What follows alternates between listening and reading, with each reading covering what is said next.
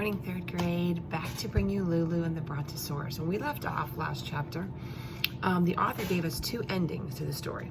So let's see what's going to happen. Our next chapter says, the end, maybe. As I turn the page, it says chapter 13 yet again. Let's see what's going to happen. I'm still not totally satisfied. I'm going to try once more because I think I need to answer certain questions. Like, where's Lulu's mom and dad? Were Lulu's mom and dad worried sick when she didn't come home that night? Had they bought her a present for her birthday? Did she completely stop being a pain and turn into polite? Were you guys wondering those questions? I was. And how did all that stuff fit into her suitcase? I was wondering that too. I'm going to answer these questions, and when I'm done, you will have your choice of 3 different endings. That's really cool. Well, Lulu understood, and the Brontosaurus understood, that they couldn't be pets.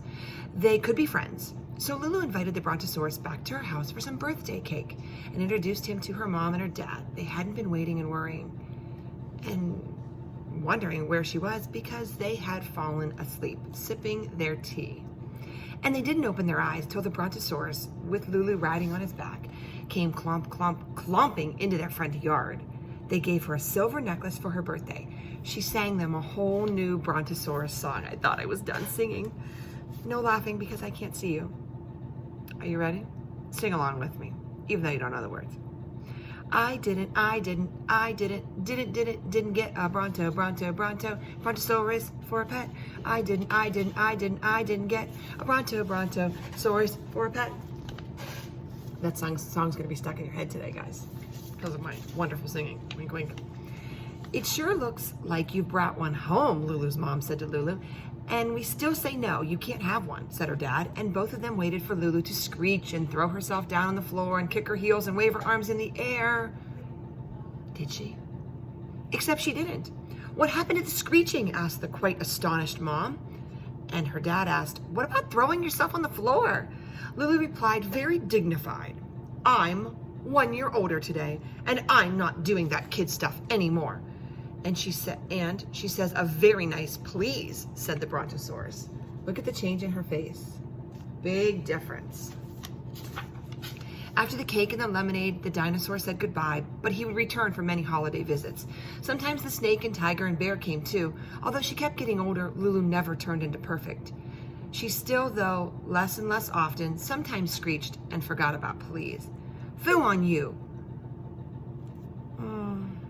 She never said that ever again. But she mainly wasn't a pain, and the Brontosaurus was mainly not lonely anymore.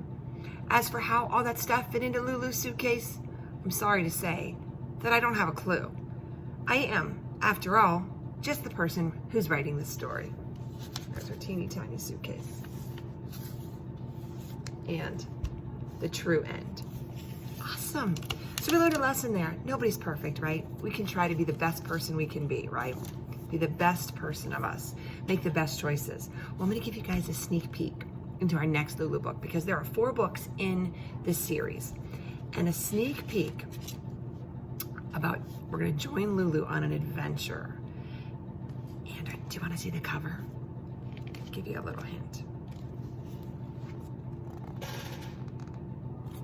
Lulu walks the dogs. There's Lulu. And I'll give you a little quick sneak peek into what's going to happen. I'm only going to show you one of the new characters. And his name is Fleischman. All right, kiddos, that was Lulu and the Brontosaurus. Remember, nobody's perfect. We can just try to be the best person that we can be for ourselves. Thanks for listening, guys.